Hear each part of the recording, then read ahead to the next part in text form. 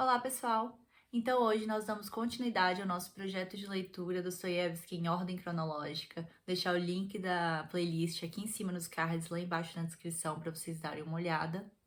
Mas sou eu lendo todas as obras do Dostoiévski, da primeira à última, e comentando aqui com vocês a minha experiência de leitura, o que eu achei do livro, e também um pouquinho da vida do autor. E hoje nós vamos conversar sobre o sensacional Memórias do Subsolo, que foi publicado em 1864, a edição que eu usarei aqui neste vídeo, que eu estou usando durante todo o projeto, são as da editora 34. Então, vou deixar aqui embaixo o link da Amazon, caso você queira adquirir. Então, gente, antes de fato começarmos o vídeo, eu tenho alguns avisos para vocês. O primeiro é que eu estou com uma tosse, então muito provavelmente este vídeo terá vários cortes, ou então eu tossindo mesmo e pedindo desculpa para vocês. Segundo aviso é que o vídeo será longo, então pode pegar o seu café, o seu chá, a sua água.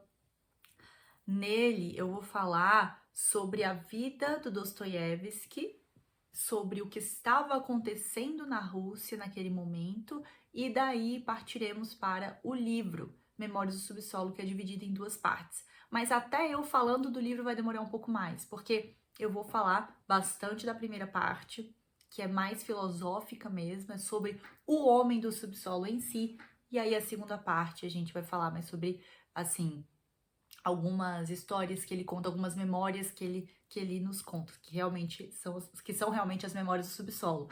Mas então, só para vocês entenderem, tá? A gente vai falar sobre a vida dele, como eu sempre faço aqui, quase todos os vídeos do projeto eu falo sobre a vida do Dostoiévski, então vou explicar direitinho, dar esse contexto histórico, esse contexto sociopolítico, né, da Rússia na época, e aí sim vamos começar a falar sobre o livro.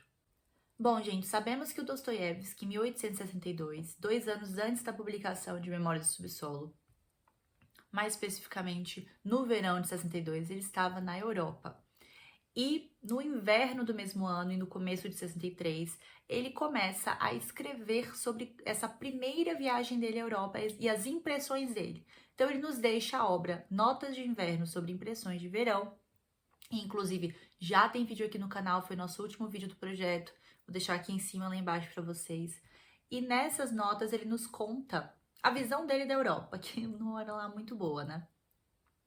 Então ele já vem combatendo algumas ideias revolucionárias, principalmente alemãs e francesas, uns pensamentos revolucionários que anteriormente aos quais ele estava ligado anteriormente. Então, a gente sabe que ele foi preso porque ele participava desse círculo de Petrachevsky, mais especificamente de Palm Durov, mas nesse círculo eles tinham ideias anti-czaristas. Então, ideias muito revolucionárias socialistas. Só que depois do período que ele passa na Sibéria, ele vai rompendo com essas ideias e ele mostra em Notas de Inverno como ele estava querendo desvincular o povo russo dessas ideias. Porque, assim, ele achava que o povo russo ele era muito altamente influenciado pelos intelectuais europeus. Então, é uma crítica a isso, é uma crítica como o povo russo estava deixando as suas tradições de lado, os seus pensamentos mesmo de lado e, na verdade, dando um espaço muito maior aos pensamentos revolucionários que estavam vindo da Europa naquela época. Então, em Notas de Inverno, ele deixa muito claro, né, o que ele pensa em respeito, principalmente às revoluções que estavam, assim, não estava ainda acontecendo, mas aos pensamentos revolucionários que mais lá pra frente, né, teriam um papel importante, principalmente na Revolução Russa. Então, gente, aqui na página 17 da biografia, vou deixar aqui linkado embaixo também, gente, eu uso essa biografia aqui, a condensada e a de 5 volumes, é a mesma coisa, só que essa aqui, ela é muito boa, tá, gente? Mas ela realmente foi condensada. Mas é a que eu uso mais aqui nos vídeos. Então, ó, na página 17, só pra vocês terem uma noção, né, de como é que estavam esses pensamentos, como é que o Dostoiévski, o que o Dostoiévski pensava sobre tudo isso. Ó, página 17, Joseph Frank nos conta assim: quando voltou para a Rússia, depois de um exílio de 10 anos na Sibéria, descobriu que era impossível aceitar as ideias reinantes da nova geração da década de 1860 que surgira durante sua ausência. Então, na verdade, já tinha começado a surgir antes. Desculpa, gente. Elas já tinham começado anteriormente, mas realmente viraram foco nesse período de ausência dele na Sibéria. Disseminadas por Chernyshevsky e Drobolyubov, essas ideias eram uma peculiar mistura russa do ateísmo de Ludwig Feuerbach, que eu não sei pronunciar, do materialismo e do racionalismo do pensamento francês do século XVIII e do utilitarismo inglês de Jeremy Bentham. O radicalismo russo adquiriram um novo fundamento chamado por Chernyshevsky de egoísmo racional, que o Dostoiévski pós-siberiano julgou impossível aceitar. A primeira obra importante que lançou contra esse novo credo foi Memórias do Subsolo, em que a crença do homem do subterrâneo, o homem do subsolo, no determinismo de todo o comportamento humano, um determinismo que Chernyshevsky afirmava ser a palavra final e definitiva da ciência, se choca irresistivelmente com as sensibilidades morais que, apesar de assim desejar, o atormentado homem do subterrâneo não consegue suprimir. Então, basicamente, era isso que estava acontecendo aqui, né, nesse contexto mais histórico, sociopolítico mesmo na Rússia. Mas agora, antes da gente dar continuidade a essas ideias, vamos só relembrar um pouquinho o que estava acontecendo na vida pessoal do Dostoiévski. Ele já agora, lá para 1864 mesmo, ele já havia ido para a Europa uma primeira vez, eu acabei de falar, em Notas de Inverno, e aí ele tinha ido uma segunda vez, se não me engano. A esposa dele estava muito doente, ela estava com tuberculose e ele estava lá na Europa, passando por algumas dificuldades também. Nessa época, o Dostoiévski sofria dos seus ataques epilépticos, ele começou o seu vício lá na Europa em jogos de azar, e é uma informação que vocês têm que segurar aí lá pra frente quando a gente for falar de um jogador. Então, assim, ele não estava passando por momentos fáceis nesse período. Então, a esposa morrendo, né? Ele tendo ataques epilépticos, situação financeira dificílima, ele perdendo quase todo o dinheiro que ele tinha lá na Europa, né, com esses jogos de azar. Algumas outras coisas específicas estavam acontecendo na vida dele, mas assim, isso é mais para vocês pegarem a biografia e lerem também, gente, que eu também não vou ficar aqui, porque senão eu vou ficar o dia inteiro aqui falando. Mas só para vocês entenderem que é mais ou menos assim, era isso que estava acontecendo com ele, e é nesse momento que ele começa a escrever memórias. Voltando então para o momento social, né, na Rússia, entre os intelectuais da Rússia. O que estava acontecendo nesse momento? Bom, esse socialismo utópico que estava na mente de todos esses intelectuais, eles começaram a vir à tona em forma de, assim, os pensamentos começaram a vir à tona em forma de proclamações ao povo. Então, eles por meio de panfletos, né, eles acabavam distribuindo para a população algumas proclamações com esses ideais utópicos mesmo, né? Esses ideais tão focados no utilitarismo, no determinismo e no socialismo utópico. E aí, uma dessas proclamações, que foi a mais forte, ela se chamava Nova Rússia, é um panfleto, né? Que exigia que o povo russo fizesse o seguinte, gente, olha isso daqui. O panfleto exigia uma revolução sangrenta e sem piedade, uma revolução que deve mudar tudo até as raízes, derrubar totalmente todos os alicerces da sociedade atual e provocar a ruína de todos os que apoiam a ordem atual. Tudo é falso, tudo é estúpido, da religião à família. O panfleto exigia também a emancipação total das mulheres, a abolição do casamento por ser imoral, a supressão da família por ser uma barreira ao desenvolvimento pleno do indivíduo, a dissolução dos conventos e mosteiros por serem centros de deboche e a secularização de todos os bens da igreja. E sobre isso, sobre esse panfleto, olha o que Dostoiévski pensava, né? Essas fantasias de carnificina e extermínio, juntamente com uma ameaça direta à família real, ao czar e à sua família, né? A gente vai ver isso. Já tem vídeo aqui no canal sobre os Romanov, o fim da dinastia dos Romanov. Então a gente sabe muito bem que pensamento contra a família real era esse que no futuro veio com né, uma desgraça total para o povo russo e para a família real. Mas ó, essas fantasias de carnificina e extermínio, juntamente com uma ameaça direta à família real, conferiram à Nova Rússia, que era esse panfleto que eu acabei de ler para vocês, uma aura sinistra que horrorizou a maioria dos seus leitores e levou Dostoiévski a temer as faculdades mentais de seus autores. E aí ele, numa carta, né, ele acaba comentando o seguinte: porque tudo neles é tão estúpido e ignorante. Então Dostoiévski, ele ficou com pavor desse panfleto. E aí, o que acontece? Contra isso veio Turgenev. Com seu romance Pais e Filhos, ele critica fortemente esse pensamento nihilista, então essa divisão entre os revolucionários, entre esse pensamento mesmo, né, utópico, mas aí a divisão entre os revolucionários radicais e os outros intelectuais. Então ele traz uma forte crítica ao nihilismo no seu romance Pais e Filhos. Mas aí, em favor desse panfleto aqui, A Nova Rússia, veio um outro romance, o de Chernyshevsky, que se chama O Que Fazer, né? Nesse romance, ele usa muito as ideias de Rousseau, de que a natureza do homem é boa, o homem é muito bom e a sociedade que o corrompe. Então, o Chernyshevsky, ele acredita que se todo mundo se esforçar aí nessa utopia, né? Todo mundo sendo o que naturalmente todo mundo é, que é assim, a pessoa boa, né? A pureza, a bondade da pessoa, se todo mundo for esse tipo de pessoa, então eles vão conseguir ter uma sociedade utópica. Então, nesse livro, O Que Fazer, né? Como agiremos, é um romance, na verdade, mas não é um panfleto, é um romance. Mas ele coloca todas as ideias de socialismo utópico nesse romance, tem muita coisa feminista também nesse romance, então assim, realmente foi um romance revolucionário. E aí a gente tem esses dois lados, o lado de Turgenev combatendo, né, e criticando fortemente o niilismo, e aí a gente tem Chernyshevsky com O Que Fazer.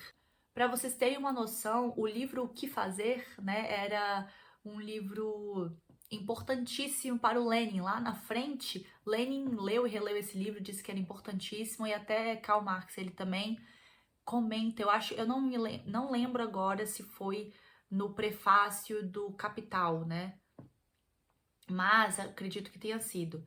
Ele comenta que ele aprende russo ou quer aprender russo para poder ler O Que Fazer no original. Então, só para vocês terem uma noção, né, de como O Que Fazer realmente foi o percursor, não digo percursor, mas ele conseguiu centralizar todas as ideias revolucionárias que estavam ocorrendo e acabou servindo como um tipo de bíblia para essas pessoas, né, que acreditavam veementemente nesse regime. E aí o Turgenev, ele sofreu muitos ataques dos russos, dos intelectuais russos, por conta de seu romance, que é um romance importantíssimo. E o Dostoiévski, ele tava meio que, não tava entre esses dois, mas ele não dizia, não dava um apoio 100% a Turgenev, apesar deles serem próximos, mas ele também tentava combater o que fazer de forma pacífica. Então, o que ele fez? Ele escreveu Memórias do Subsolo para combater todo esse tipo de coisa que a gente vê nesse romance de Chernyshevsky. Para vocês terem noção, assim, do momento mesmo, né, que eles estavam passando, tem uma passagem muito interessante aqui na biografia, na página 315, que o Joseph Frank fala o seguinte, ó. Essa luva jogada na cara da hegemonia moral e espiritual da intelectualidade liberal da pequena nobreza deu início a uma polêmica que se prolongou por toda a década de 1860 e para a qual a maioria dos representantes importantes da literatura russa deu contribuições significativas. A Véspera e Pais e Filhos, de Turgenev, Os Supérfluos e Biliosos de Rezin, O Que Fazer, de Chernyshevsky, Memórias do Subsolo, de Dostoiévski, a pouco conhecida comédia de Tolstói, A Família Contaminada, todos foram produtos dessa luta real, cujo primeiro assalto foi assinalado pelo artigo de Chernyshevsky E no final da década, o debate foi magistralmente encerrado com Os Demônios de Dostoiévski, que a gente sabe aqui, eu nunca li, não sei se vocês já leram, mas a gente sabe que Os Demônios é uma crítica também muito forte ao niilismo. Então é mais ou menos nesse sentido que a gente vai ter, né, que a gente terá a publicação de Memórias do Subsolo. Então é importantíssimo a gente saber dessas duas obras que estavam sendo muito discutidas, né, em meio ao povo russo, à intelectualidade russa, aos intelectuais russos, e o Dostoiévski aí, nesse meio termo, ele ainda, na época, estava com a revista O Tempo, se não me engano, ainda não tinha sido fechada, não lembro agora, mas ele estava publicando artigos de outras pessoas, né, e publicando artigos próprios sobre esse momento todo, mas ele não, apesar dele ficar horrorizado com os panfletos e as proclamações, ele ainda assim, ele não atacava diretamente nenhuma das ideias, mas ele começou a fazer isso, o seu primeiro ataque oficial foi com Memórias do Subsolo. Agora vamos para a publicação de fato de Memórias. Ela foi publicada em duas partes. A primeira parte foi publicada em 1864, lá para abril de 1864. E, gente, sobre isso muito interessante. Quando Dostoiévski recebeu a revista, que foi publicada na época, né? Na revista Época, a revista dele no Mikhail, o irmão dele. Então, quando ele recebeu, olha o que aconteceu. Essa primeira parte, olha só. Dostoiévski recebeu o primeiro número de A Época com a parte 1 de Memórias do Subsolo e mal pôde reconhecer o que viu. Sua concepção fora mutilada pela censura.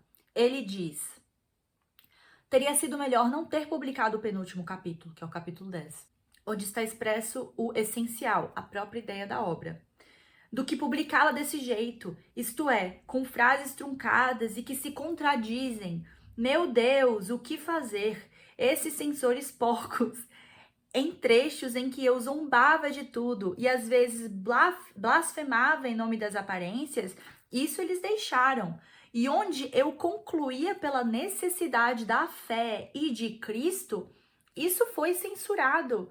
O que os censores estão fazendo? Estão conspirando contra o governo ou o quê? Por que ele fala conspirando contra o governo?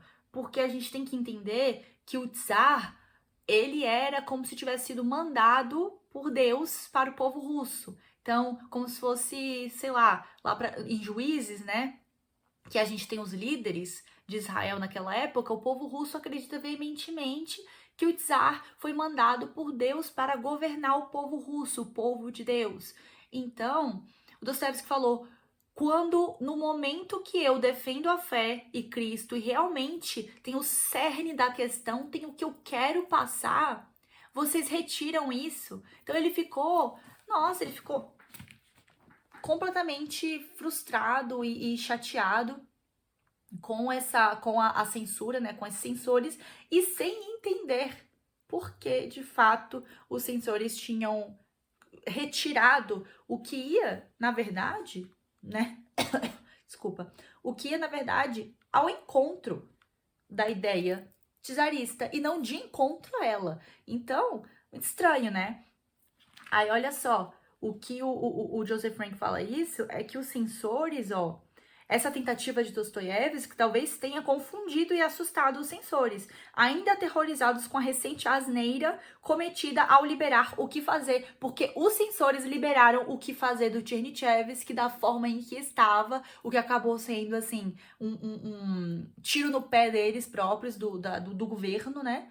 E o contrário, o que Dostoiévski escreveu, que era uma crítica direta a O Que Fazer, eles cortam a parte que ele fala sobre Cristo. Então, assim, por isso teriam cortado as frases em que Dostoiévski tentava dar seu significado cristão a esse símbolo, considerando-o talvez subversivo e blasfemo. É a única forma que a gente consegue compreender mesmo essa censura do capítulo 10.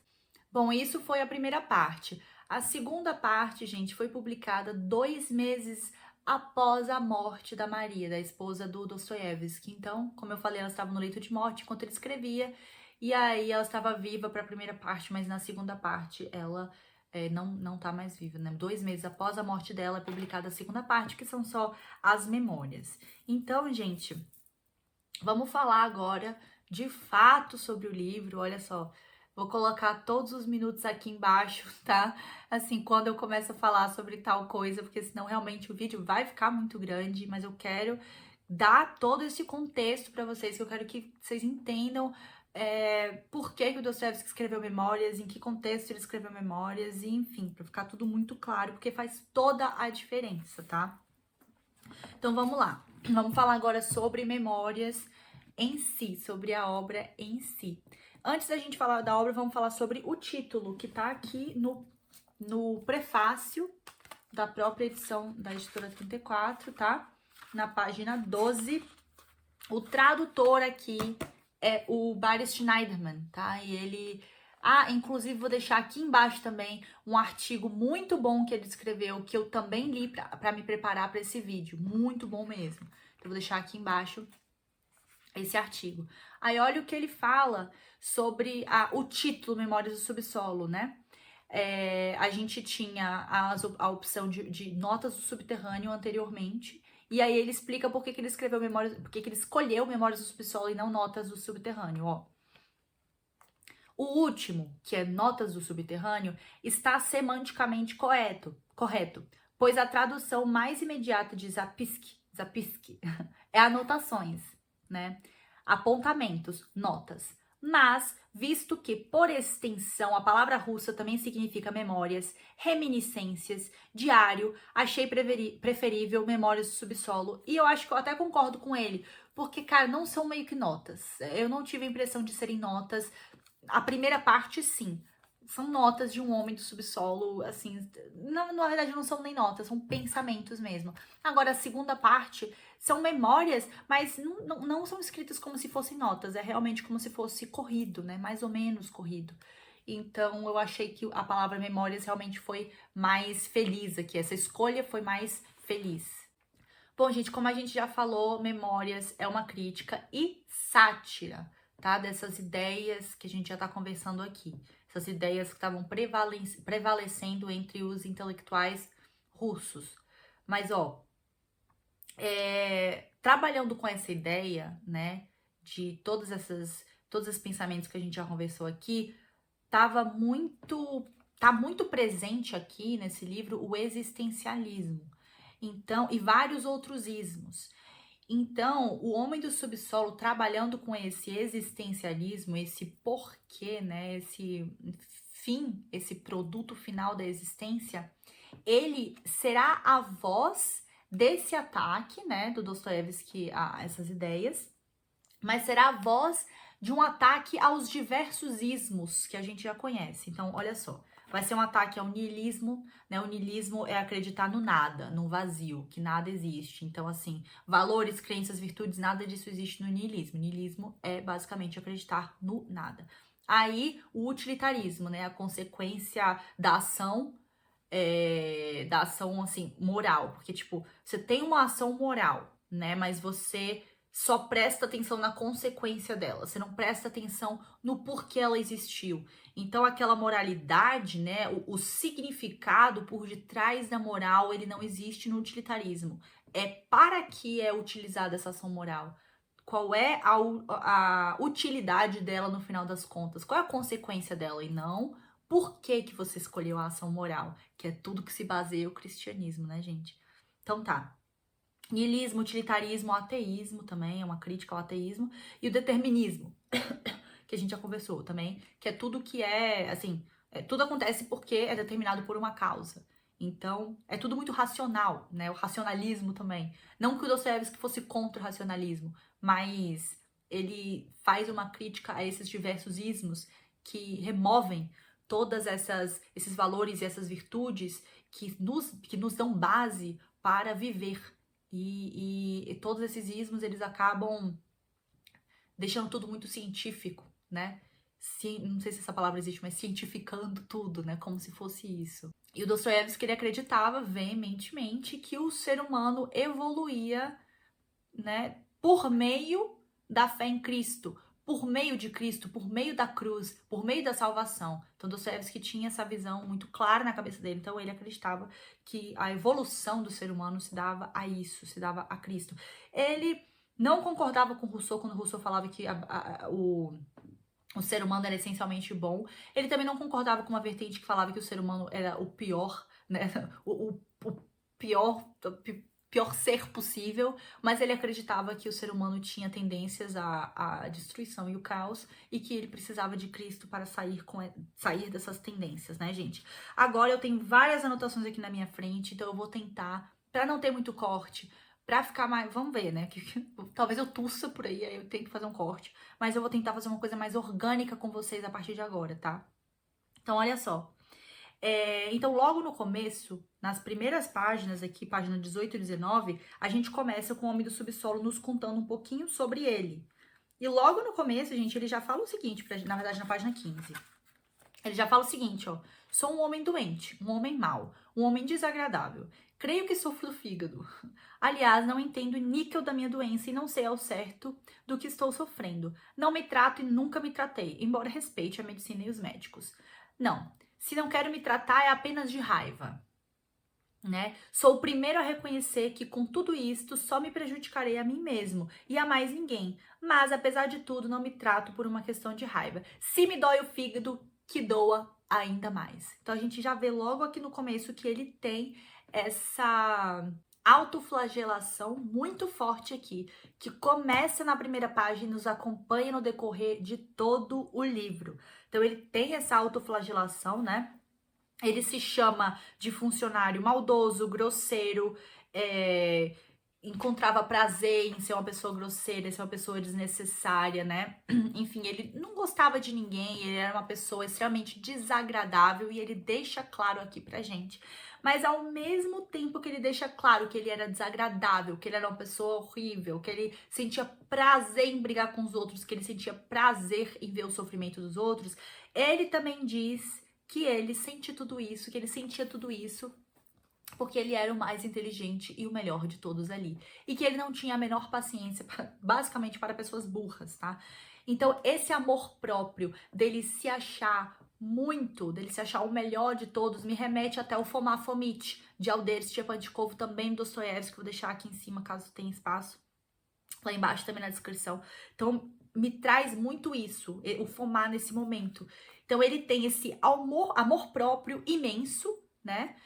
Mas ao mesmo tempo ele também tem um certo desprezo de si mesmo. Então é muito contraditório. Esse livro inteiro aqui a gente vai acompanhar o Homem do Subsolo como extremamente contraditório. Então a gente tem amor próprio, desprezo, autoflagelação, né? Enfim. E ele se põe literalmente acima de tudo, gente. Ele se coloca acima de basicamente tudo. E aí ele traz pra gente também o que ele pensa, né, acerca de um homem que se chama Homem de Ação. Ele começa falando sobre o homem do século XIX. O século XIX é o século que a gente tá, né, agora. Então vamos lá. O homem do século XIX, ele tinha todos esses ismos enraizados nele.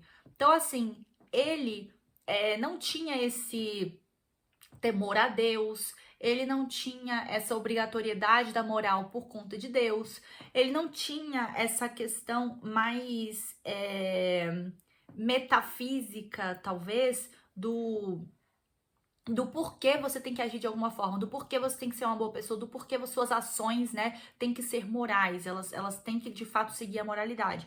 Então, o homem do século XIX, ele não tem isso, mas ele ainda assim, ele é um homem de ação. Ele é considerado um homem de ação, então ele faz o que o nosso homem do subsolo não faz. O nosso homem do subsolo, ele também é um produto do homem do século XIX, mas é como se ele fosse a perfeição desse homem do século XIX. É como se ele fosse na cabeça dele o que seria perfeito para ele, porque ele é aquele cara que acredita em tudo isso, mas que ele não vê o porquê da ação. Para ele, a melhor coisa que ele tem que fazer é nada. Então, ó, o niilismo aí de novo. Então ele quer simplesmente não fazer nada. Ele acha que os outros estão, né, sendo... Como é que eu posso colocar isso? Mas que eles estão sendo muito abaixo dele por quererem fazer alguma coisa, por quererem viver, né, o dia a dia, por quererem relações interpessoais, por quererem até mesmo uma relação intrapessoal. Então, assim, é muito forte essa questão do homem de ação. E aqui na página 500, o Joseph Frank fala sobre esse homem de ação, ó. Desculpa, página 500 e... Olha isso aqui, gente. Ai, não sei se dá pra ver, mas é tipo o livro todo riscado. Marque o mais importante, livro inteiro. Aqui, página 506, Homem de Ação. Uma partezinha só pro Homem de Ação.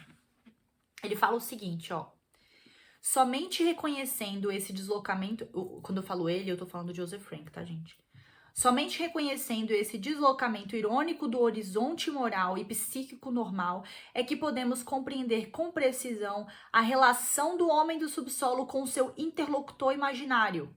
Esse interlocutor é, obviamente, um seguidor de Tchernichévsky, um homem de ação. Então, lembra que eu falei? Que é o cara do homem do século XIX. Ele segue o Tchernichévsky, as ideias do Tchernichévsky, mas ele ainda assim age. Então, ele é um homem de ação. Então, esse interlocutor, né, um seguidor de Tchernichévsky, um homem de ação, que acredita ser nada menos que l'homme de la nature et de la vérité. Então, o homem da natureza e da verdade. O homem do subsolo concorda com a teoria desse cavalheiro de que toda a conduta humana nada mais é que um produto mecânico das leis da natureza. Mas também sabe que o homem de ação não sabe que essa teoria torna todo o comportamento humano impossível, ou pelo menos sem sentido. Então, o que o homem do subsolo nos traz aqui? Ele traz essa ideia do homem do século XIX, onde o que importa são as leis da natureza e tudo que ele faz é pelas leis da natureza e não por uma moralidade. Enfim, não por uma moralidade que ele traz, sei lá, do cristianismo, que ele traz de outros pensamentos também anteriores, né, até mesmo antes de Cristo. Então, remove tudo isso e vive pelas leis da natureza. Então, o homem do subsolo, ele fala, isso também não funciona, tá? Isso aí que você tá achando, isso aí não funciona não. O que funciona mesmo é esse homem do século XIX sendo completamente alheio a toda a relação interpessoal, intrapessoal, qualquer uma, porque até com ele mesmo ele não consegue ter uma relação, é incrível. Então, assim, é como se ele não fizesse nada. Tipo, ó, eu tenho a solução perfeita para todo esse problema, né? O homem do século XIX, beleza, pode existir, mas ele tem que existir, né, conforme eu vivo, como se fosse mais ou menos assim. Com o nada, sem sentimentos, sem vontades, sem absolutamente nada. Então ele faz uma crítica muito grande. Então Dostoiévski está fazendo uma dupla crítica aqui nesse momento, ao homem do século XIX e ao homem do subsolo. Então assim, né, o que esse tipo de pensamento do homem do século XIX traz para o homem, para o ser humano, né?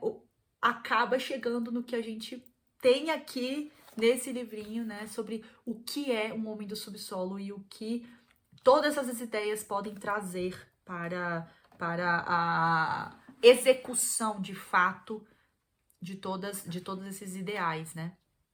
E o texto, gente, ele é completamente recheado de sarcasmo aqui. É sarcasmo atrás de sarcasmo, a gente vê que ele se contradiz o tempo todo, como eu já tinha mencionado, né? Anteriormente. Aí, olha só. Ele fala o seguinte sobre esse homem, ó. Um homem desses, um homem direto, é que eu considero um homem autêntico, normal. Como o sonhou a própria mãe carinhosa, a natureza, ao criá-lo amorosamente sobre a terra. Então ele tá falando desse cara aí que age, né? Um homem de ação, ele é o que todo mundo quer. Mas ele é estúpido. Ele fala assim, ele é estúpido, né? Olha só, o que se verifica então é que este homem de retorta a tal ponto chega a ceder terreno para a sua antítese, que a si mesmo se considera com toda a sua consciência hipertrofiada um camundongo e não um homem. Então, para aqui para pensar um pouquinho. Vocês concordam que ele se colocando, né, ele criando esses homens de ação, ele se diferenciando desses homens de ação e ele se colocando nesse pedestal, nesse lugar acima de todos e resolvendo não fazer nada a respeito de nada, né? Sobre absolutamente nada mesmo. Ele mesmo se coloca lá embaixo nesse subsolo? Então aqui ele é um homem que ele tá anotando essas coisas, ele volta e meia fala no texto que ele tá anotando tudo isso, que ele tá escrevendo tudo isso, mas não é para ninguém ler, então ele tá anotando para ele mesmo. Então ele tá na casa dele, né? Ele não é literalmente um subsolo, tá, gente? É a casa dele, mas ele fica lá e ele cria, vocês não concordam comigo que ele cria esse subsolo para ele mesmo, se separando dos outros, né? Esse esconderijo, né, que a meu ver é meio que um inferno. Não sei se Dostoiévski tinha isso na cabeça dele quando ele escreveu o livro, provavelmente sim, considerando que ele era cristão e pensava muito acerca da salvação, mas ele cria seu próprio inferno. E aí a gente tem aqui na página 28 dessa primeira parte é a questão do perdão, que, nossa, mexeu muito comigo essa parte, porque assim, ele não só se sente acima de tudo, como também ele se sente acima do próprio conceito de perdão. Então, para ele, já que tudo, né, tudo é pelas leis da natureza, não existe nenhum outro motivo, nenhuma moral que o faz viver, que o faz ter essas relações.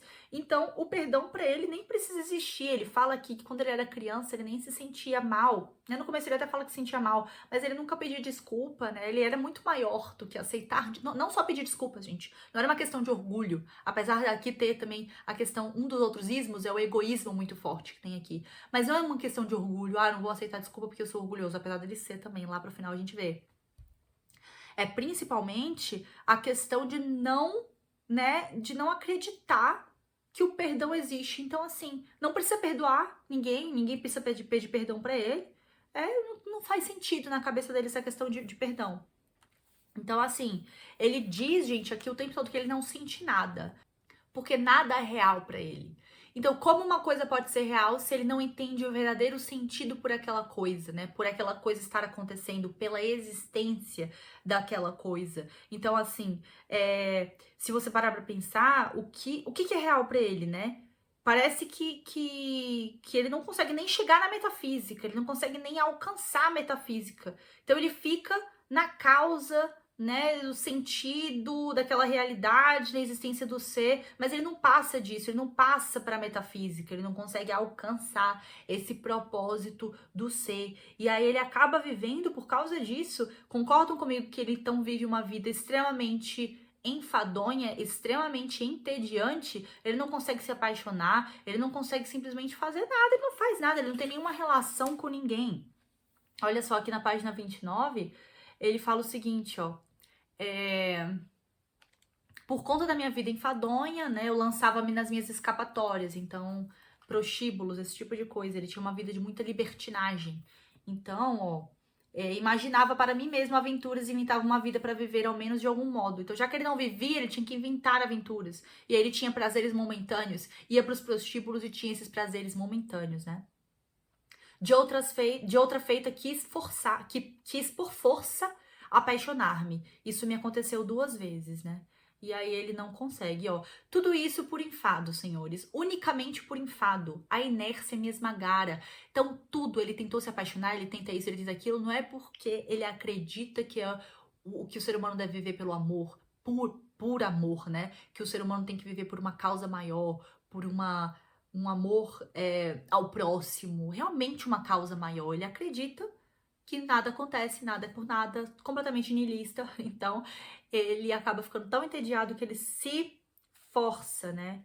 Ele se obriga a sentir alguma coisa e mesmo assim ele não consegue sentir nada. O que, gente, me traz para uma outra coisa aqui, um outro esqueminha que eu fiz aqui dos meus desculpa, nos meus resumos, né, que tem a ver com tudo isso que eu tô falando. Olha só. Hoje a gente tem as virtudes cristãs. Dentro da virtude cristã, a gente tem o temor a Deus, a gente tem a verdade, a gente tem a justiça. Então a gente vive, nós cristãos, vivemos com base nisso. Quem não é cristão, e antes mesmo, né, com Platão, a gente tem também as virtudes, tá? A verdade, a justiça. A gente tinha Sócrates, que era extremamente religioso, então a gente também existe essa questão religiosa, né, de religiosidade, por causa dos deuses, né, com os deuses gregos. Mas aí a gente tem essa ideia de Platão, então. Essa ideia de Platão, apesar de não ser uma ideia cristã, né? Mas é a ideia da virtude, da verdade, da justiça. O que a gente vê muito na República. A gente vê muito essa ideia de justiça aqui e da verdade também sendo discutida em toda a República. Tá aqui o livro porque eu precisei ler algumas coisas pra resenha. Então, assim, tá tudo nesses dois sentidos. E o homem do subsolo, o primeiro que o homem do século XIX tá meio que ali no meio termo, ele não acredita em nada disso, ele acredita na lei da natureza. Mas ele, ainda assim ele age. O homem do subsolo não tá em nada disso. Ele tá meio que no homem do século XIX, mas aí ele tá completamente alheio, né, a qualquer ação. Então, assim, não é nem alheio, ele tá muito consciente da ação, ele só não quer fazer mesmo, ele não quer agir. E aí, agora a gente entende essa questão de vingança e perdão, porque depois que ele sai do assunto perdão, ele entra pro assunto, gente, vingança. Então, assim, ele não consegue perdoar, ele não consegue sentir aquela vontade de perdoar, nem a vontade de receber o perdão, ele não consegue se vingar, né? Ele não é um homem de ação, então ele não é capaz de sobrepor nada, assim, ele não consegue sobrepor um fato com o que acontece na vida dele, ele não consegue sobrepor o sentido do fato no que acontece na vida dele. Então ele não consegue fazer nada disso, ele não sente, né? Então ele não sente nem vontade de vingança. E aqui tem um capítulo que ele realmente fala bastante sobre a questão da vingança. Sobre por que aqui, ó, já foi dito, o homem se vinga porque acredita que é justo, tá vendo? O sentido de justiça que eu tava falando ali do cristianismo e de Platão. Quer dizer que ele encontrou a causa primeira, o fundamento, a justiça. Mas eu não vejo nisso justiça nem qualquer espécie de virtude. Se começar a vingar-me, será unicamente por maldade. Então ele mesmo fala, tá vendo? Eu não vou me vingar porque eu acho que uma coisa foi injusta, porque eu tô triste, eu preciso receber o perdão de alguém. Eu vou me vingar por pura maldade, porque é isso que eu sinto, né? Aqui, ó. Odeia ou ama, apenas para não ficarem sentados de braços cruzados. Esse tipo de antítese a gente vai ver aqui no texto inteiro, tá? Tem muita contradição, tem muita antítese aqui. Aí, olha só. O que fazer se a destinação única e direta de todo homem inteligente é apenas tagarelice? Uma intencional transferência do oco para o vazio. Então, ele se coloca como o homem mais inteligente, o mais inteligente de todos os homens, mas ele também próprio coloca aqui que a tagarelice dele só leva para o vazio. Então, assim, não existe nada por detrás dessa tagarelice, não tem um porquê por detrás dessa tagarelice. É muito triste. E aí, no capítulo 6, ele começa a se perguntar, né? Quem sou eu? Pra que eu sirvo? Como eu me vejo? O que eu posso dar? Nada. Ele chega a cogitar a preguiça, né? Ele chega a cogitar assim, seria bom ser um homem preguiçoso, eu só ia dormir, comer, beber e ter prazer nisso, sentir prazer em ser preguiçoso. Então, gente, assim, que coisa, que triste ser um homem do subsolo, né? Muito triste, realmente. Aí aqui, esse aqui é o capítulo, é bem curtinho o capítulo 6, que ele fala da preguiça. No capítulo 7, ele começa a falar sobre a bondade com essa questão da vingança. Então, ele tava falando sobre vingança, depois ele falou sobre o sentido dele, depois ele vem sobre a questão da vingança, né? Aí aqui na página 32, não, 32 e 33, ele faz uma crítica muito direta ao que fazer do Chernyshevsky, o Dostoiévski, olha só. Ele fala o seguinte: quem foi o primeiro a declarar, a proclamar que o homem comete ignomínias unicamente por desconhecer os seus reais interesses? Ignomínias são desonras, né? Ignomínias unicamente por desconhecer os seus reais interesses e que bastaria instruí-lo. Ó, Rousseau, Chernyshevsky, e que bastaria instruí-lo, abrir-lhe os olhos para os seus verdadeiros e normais interesses, para que ele imediatamente deixasse de cometer essas ignomínias e se tornasse no mesmo instante bondoso e nobre, porque, sendo instruído e compreendendo as suas reais vantagens, veria no bem o seu próprio interesse e sabe-se que ninguém é capaz de agir conscientemente contra ele e, por conseguinte, por assim dizer, por necessidade, ele passaria a praticar o bem. Então, assim, será que o povo realmente acredita que se alguém mostrar pra ele, ó, esse aqui é o bem, tá? Faça isso daqui que é o bem, a gente vai ter uma sociedade perfeita, né? É difícil isso, gente.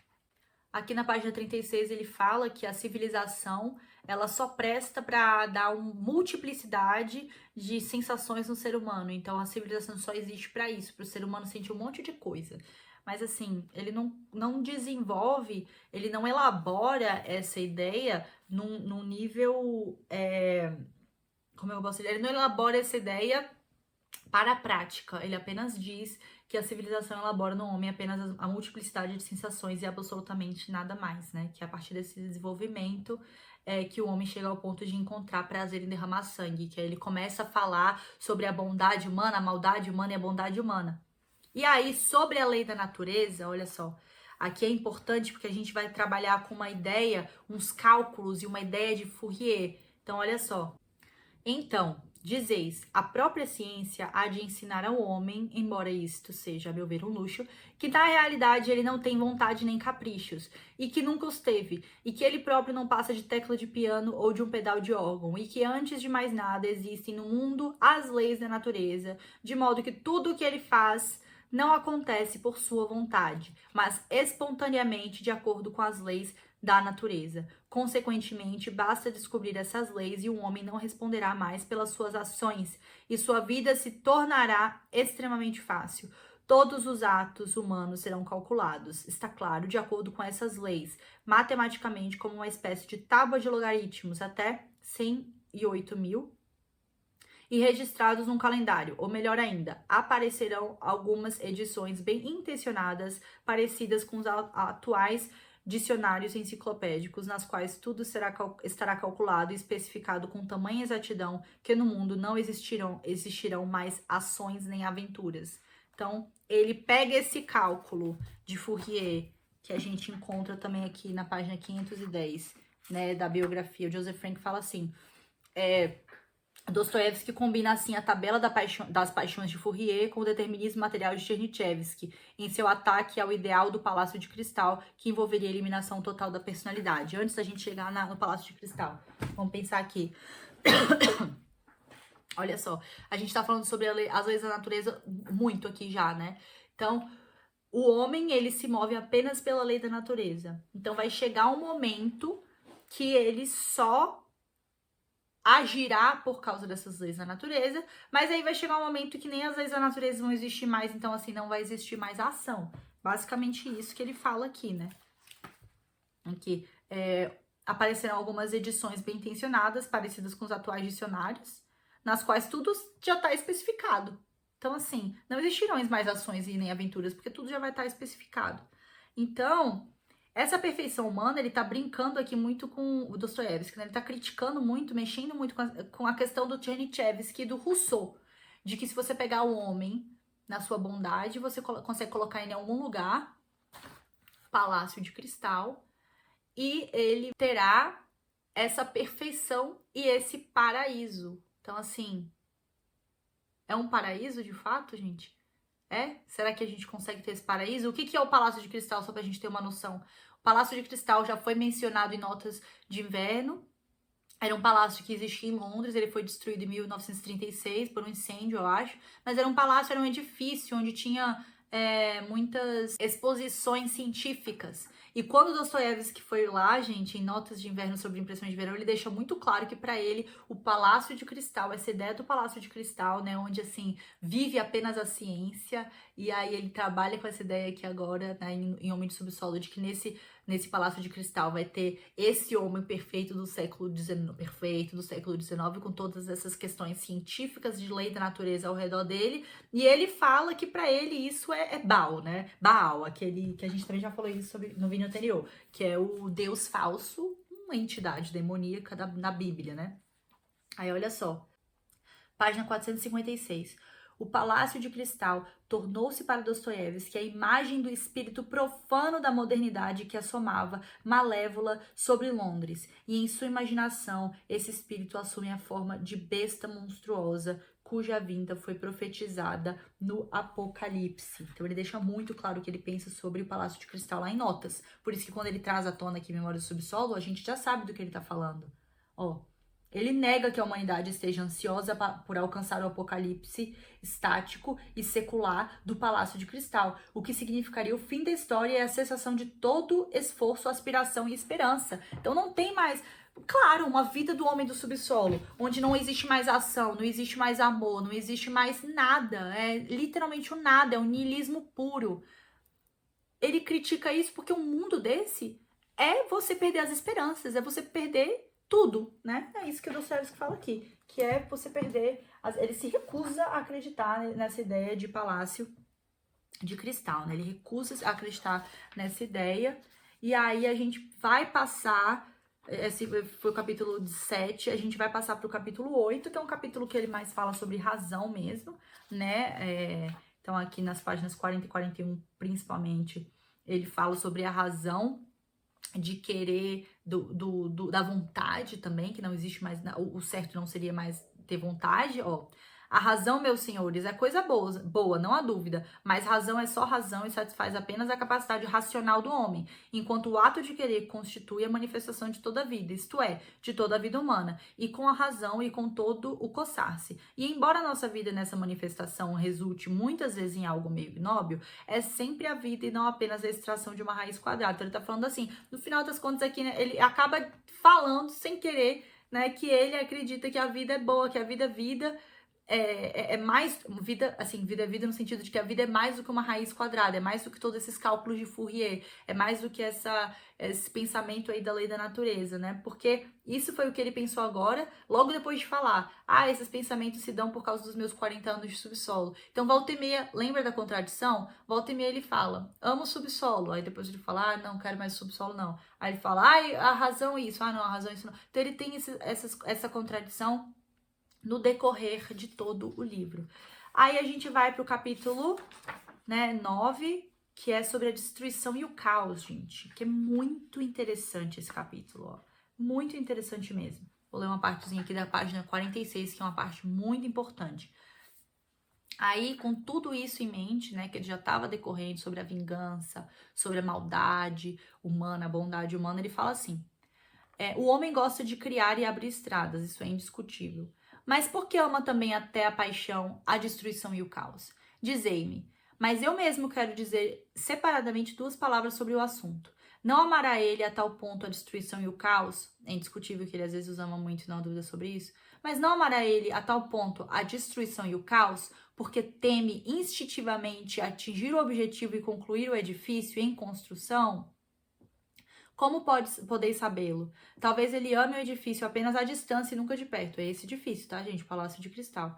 Talvez ele goste apenas de criá-lo e não viver nele, né? Deixando-os apenas para os animais de estimação. Isso é formigas, carneiros, etc. Então, assim, ele traz aqui a destruição e o caos como, será que o homem, ele realmente almeja essa destruição e esse caos?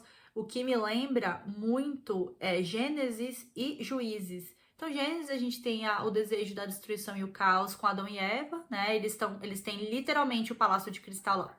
Palácio de Cristal, porque não é o Palácio de Cristal, não. O nosso paraíso, nosso conceito de paraíso, nosso conceito de céu completamente outro, né? Então, era o Jardim do Éden, é o paraíso, é estar o quê? É não ter sofrimento, não ter tristeza, mas não ter tudo isso, não porque você é ser humano e você tá na terra na perfeição, mas porque você já está no paraíso na presença de Deus. Então, se você está na presença de Deus, do Senhor, não existe infelicidade. Então, aqui me lembrou muito Adão e Eva, que eles já tinham tudo isso e mesmo assim eles foram atrás da destruição e do caos. Não só Eva, como Adão também aceitando, né?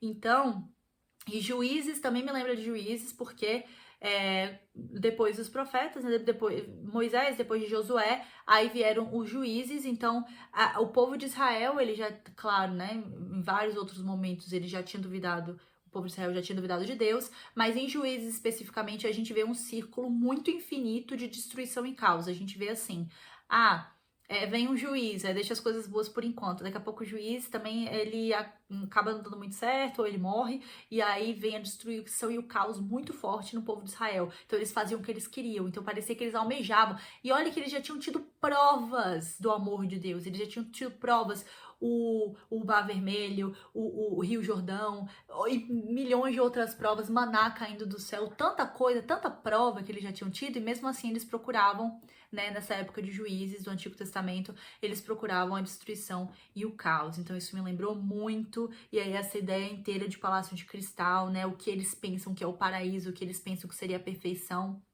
Aí ele começa a ter essa ideia, será que mesmo nesse paraíso, será que mesmo nessa perfeição, eles teriam de fato essa felicidade suprema, ou eles buscariam enfim, né, o caos.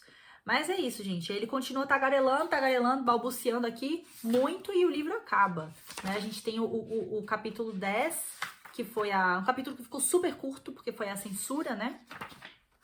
A censura tirou as partes que ele fala sobre a fé de Cristo, que eu queria, a fé em Cristo, e eu queria muito ler essa parte, mas foi completamente detonado aqui, então mutilado, como diz o próprio Dostoiévski. E aí o capítulo 11, ele finaliza com muitas contradições, muitas confusões. Ele fala, viva o subsolo, daqui a pouco ele fala, não, né? Subsolo não. Então, assim, olha o tanto... Ó, não é um narrador confiável, nem um pouco, tá, gente? Esqueci de falar isso, mas primeira pessoa, então não é um narrador confiável mesmo.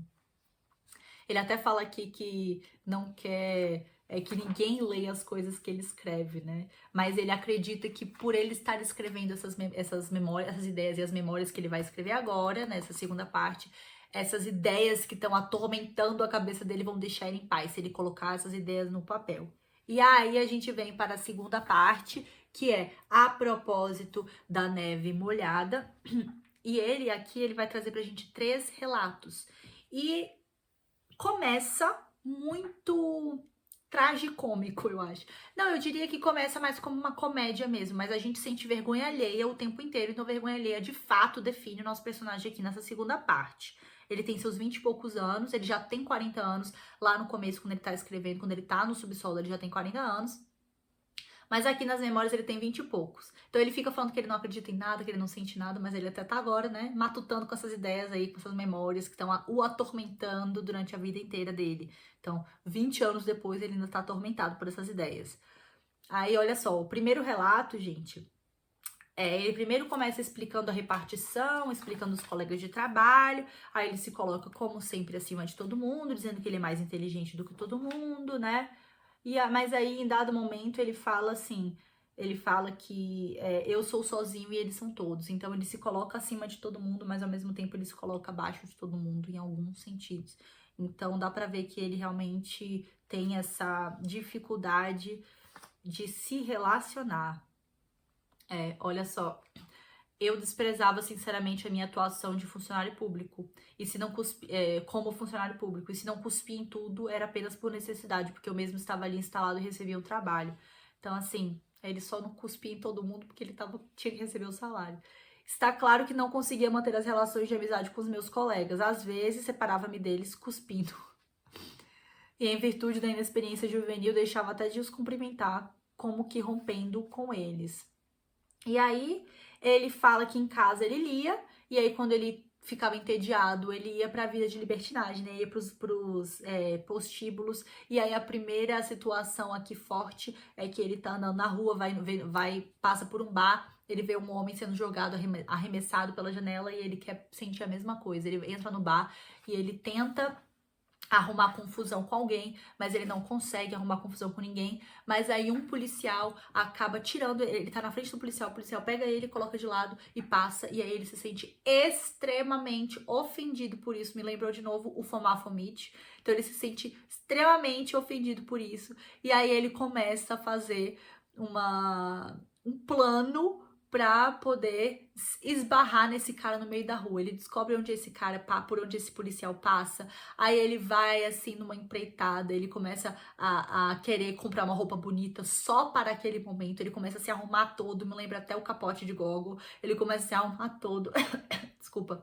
Pra ir lá, só pra poder bater nesse cara. Lá pra Santos ele consegue bater no cara, né? Dar uma ombrada e o cara não tá nem aí, continua nem aí. Então ele fica extremamente ofendido que o cara não está nem aí pra ele, não é? Tão ridículo, gente. Aí o segundo relato, ele conta que ele vai à casa de um amigo não é amigo, mas um ex-colega da escola. E aí ele enche muito o saco desse cara, mas aí ele acaba indo lá e aí eles estão planejando um jantar de despedida de um outro rapaz que ele não gostava. Ele só não gostava desse rapaz porque o rapaz era popular, legal, bonito, e ele não gostava dele porque ele tinha inveja, gente. Super claro aqui. Mas ele acaba indo pro jantar, e o jantar é horrível, gente. Ele acaba destruindo o jantar. Não vou dar maiores detalhes pra vocês. Ele não destrói o jantar, não é essa a palavra, mas ele meio que se destrói nesse jantar, digamos assim. Então, assim, vamos deixar, né, eu não quero falar muito porque eu já falei demais e porque vocês precisam ler o livro para poder se interessar mais pela história. Mas, ó, aqui na página 523, ele fala que, demasiado disposto a abraçar a humanidade, ele descobre que esta prefere apertar as mãos e manter uma distância bem educada dele. Então ele recebe essa rejeição, ele quer, né, ter um momento com esse pessoal, com esses amigos de escola, e ele acaba vendo que essas próprias pessoas, elas preferem ficar longe dele, então ele fica extremamente ofendido com isso, gente. muito interessante. E aí o segundo relato, ele vai até mais ou menos a página 94. E no final desse relato, ele acaba indo para o prostíbulo, que esse pessoal foi, né? E aí ele conhece a Lisa, a personagem, a prostituta, que ele tem um momento aqui, né? E ele conhece essa menina. E assim, gente, é muito triste. Então, passa da comédia pro trágico. Eu acho que no começo é um tragicômico. Eu nem diria que esse começo do terceiro relato é um tragicômico, porque eu fiquei meio deprimida nele inteiro. Então, eu acho que realmente é uma tragédia muito forte. Mas aí ele conversa com ela bastante, né? Aí ele começa a tentar ofendê-la de todas as formas possíveis, porque ela é apenas uma prostituta, mas assim, fingindo que tá cuidando dela. Então, assim, fingindo que tá falando coisas pra ela do tipo, sai daqui, vai viver a sua vida, né? Realmente vai atrás de um casamento, vai atrás de uma coisa boa pra você. Ele finge que tá se preocupando com ela pra falar todas essas coisas, mas na verdade é meio que pra ofendê-la, pra ele se sentir melhor do que ela.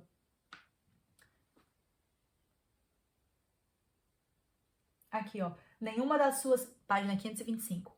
Nenhuma de suas aparentes preocupações, é claro, fora verídica. O homem do subsolo simplesmente se deixara levar pelo poder de sua eloquência e porque o que mais me absorvia era o jogo. Mas Lisa é demasiado jovem, ingênua e indefesa para ver através de sua perversidade, que soava como verdade. E, de fato, era mesmo uma minha verdade. Só era verdade isso que ele estava falando, né? Sai daqui desse prostíbulo, vai casar, nanã. Mas ele fala de uma forma que ela ficou muito, ela era muito ingênua, né? Ela fica comovida, muito comovida, ela chora horrores quando ele fala essas coisas. Então, assim, de fato é um momento muito triste. Eu fiquei meio deprimida, sabe? E durante o livro inteiro aqui, gente, ele tem essa ironia invertida, né? É o que ele mais usa aqui. Ele é irônico, mas ele meio que consegue ser irônico para ambos os lados. Então, ele inverte essa ironia o tempo inteiro no decorrer do texto inteiro aqui. É uma coisa sensacional. Dostoiévski é realmente um gênio, gente. Assim, um gênio mesmo. Não tem muito desculpa, o que falar. Mas assim, eu não vou falar também a parte final da Lisa, né? Eles têm essa noite, ele fala todas essas coisas pra ela, acaba dando o endereço pra ela ir visitá-lo, e ele morre de medo dela visitá-lo na casa dele, porque ele se colocou tanto naquele pedestal de pessoa maravilhosa, que quando ela chegar na casa dele, vai ver que a casa dele é muito pobre, que ele é muito pobre, e ele não quer que ela vá visitá-lo. Mas eu não vou falar o final da história, tá? Desse relato pra vocês lerem. A conclusão que eu quero fazer aqui em relação a Memórias do Subsolo, gente, com vocês, é sobre o tema em si. Como o Memórias do Subsolo não foi compreendido pela crítica e por ninguém na época. Olha só, página 530. O Dostoiévski, o Joseph Frank, ele fala o seguinte, ó. Dostoiévski também descobriu, afinal, o grande tema de seus romances posteriores, que serão todos inspirados pela mesma ambição de contrariar a autoridade moral e espiritual da ideologia da inteligência radical russa. Inteligência radical russa, dependendo da qual nuance dessa ideologia predominava no momento da escrita. Então, tudo que ele vai fazer depois desse livro, em Crime e Castigo, não sei se Crime e Castigo especificamente, mas o Homem do Subsolo aparece em alguns sentidos lá. Eu vou ler agora também, né, em breve. Mas os demônios, né, Irmãos Karamazov, os demônios principalmente, contra o niilismo. No entanto, Dostoiévski nunca mais tentou algo tão hermético e alegórico quanto a Memórias do Subsolo.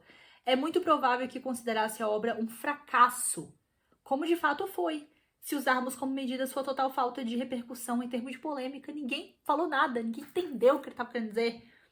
Ninguém entendeu o que Dostoiévski tentara fazer. O silêncio do resto do mundo literário foi deveras ensurdecedor. Então, ninguém falou nada, ninguém compreendeu o que ele estava tentando dizer, gente. Então ele ficou muito triste, ele achou que ninguém tinha gostado do livro. E hoje em dia é uma das maiores obras, não em tamanho, né? Tem só 150 páginas, mas é uma das maiores obras do Dostoiévski. É uma coisa sensacional, gente. Realmente, para tudo que você tá fazendo, leia. Eu vou deixar alguns links aqui embaixo de vídeos essenciais, tá? Que vocês precisam assistir ou antes ou depois da leitura de memórias. Os vídeos são Notes from Underground, eu acho, ou não lembro agora o nome em inglês, tá? Eu não lembro agora se é o homem, The Underground Man, or The Man, não lembro agora qual que é o título, mas eu vou deixar aqui embaixo para vocês. É sobre o livro mesmo. E um outro do professor Vasoler. Muito bom também, vou deixar aqui embaixo. Os dois são bem curtos, são de 20 minutos, então eu vou deixar esses 2 vídeos aqui embaixo. Importantíssimo ler o artigo do Barry Schneiderman, que eu vou deixar aqui embaixo também, e o capítulo de Memórias do Subsolo aqui da biografia do Dostoiévski, gente. Realmente, que capítulo sensacional. Começa na página 497. Sensacional, perfeito, assim, de verdade. Então, eu vou deixar tudo isso lá embaixo. E queria finalizar o vídeo com uma passagem aqui dessa biografia que eu achei lindíssima e para meio que sintetizar tudo que o Dostoiévski pensava e sintetizar, né, esse livro aqui numa visão que eu considero muito, muito, muito bonita, gente. Tá na página 491. Olha o que o Dostoiévski fala. Se alguém me provasse que Cristo está fora da verdade e que, na realidade, a verdade estava fora de Cristo, então eu teria preferido permanecer com Cristo e não com a verdade. E é uma coisa, assim, eu fico emocionada ao ler isso, porque é uma coisa que eu também acredito, assim, né? Nossa, se no final das contas for tudo loucura, foi um prazer ser cristã, foi um prazer seguir Cristo, o que a gente não acredita, né? A gente sabe que é a verdade, a gente acredita veementemente que é a verdade, como Dostoiévski também acreditava, mas eu achei essa frase linda, né? Realmente muito bonita e sintetiza tudo que ele pensava a respeito disso, gente. E assim, foi um vídeo diferente, nossa, eu sei que não é todo mundo que vai conseguir, não é que conseguir, mas que vai chegar até o final, que vai querer chegar até o final do vídeo, mas acho que merecia um vídeo grande desse. Realmente eu coloquei tudo de mim, eu passei dias estudando, virei noites estudando e me esforcei muito para fazer esse vídeo e realmente acho que ficou legal, que ficou bacana, porque quando a gente, né, se esforça e coloca todo o nosso coração em uma coisa, sai legal. Então, isso vale super a pena a leitura, gente. Muito obrigada mesmo, você que chegou até o final. Essa jornada aqui do Homem do Subsolo. Obrigada pela companhia. E acredito que os próximos vídeos serão bem mais curtos. Voltaremos à nossa programação normal de vídeos não tão filosóficos, acredito. Mas esse aqui realmente foi essencial. Foi um momento, né, de uma passagem, na verdade, do Dostoiévski, nos escritos do Dostoiévski, esse daqui sendo um dos mais importantes, se não o mais importante, depois que ele voltou da Sibéria. Acredito que o mais importante. Mas é isso, gente. Qualquer coisa, tá? Comentário, adendo, qualquer coisa, deixem aqui nos comentários aqui embaixo pra gente conversar mais a respeito desse livro sensacional e incrível que é Memórias do Subsolo, do meu autor preferido. Então é isso, gente. Muito obrigada por assistir e nos vemos no próximo vídeo.